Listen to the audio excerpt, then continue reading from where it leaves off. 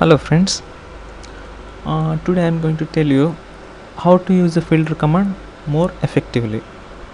Okay, so let's see. As you can see in this drawing, there are so many lines with the different colors. So suppose if you want to select different lines with some color, you can do it with the filter command. Okay, so type filter. Okay, select line, add it to list, and then select the property which is color.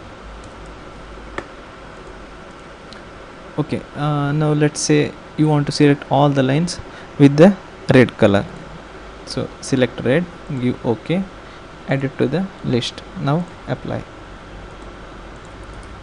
As you can see, all the lines with the red color are selected.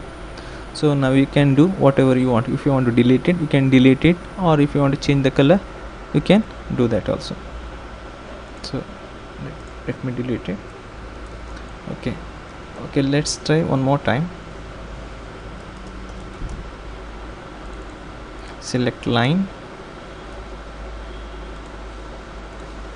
add it to the list, then select the property, that is color, and select magenta color, give OK, add it to list. Now apply.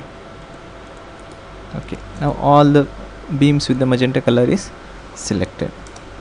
So if you see in the filter list, there are so many objects and there are so many properties. Take for example, if you want to select dimensions, you can select dimension based on its property as dimension style. We can select circle with a certain radius or color. Similarly, you can if you want to select blocks, you can select only those blocks with a certain name, or you can select the blocks with a certain color. Similarly, there are hatches. There are so many items in this. So if you keep practicing, you can work more faster on AutoCAD. I hope you like this video.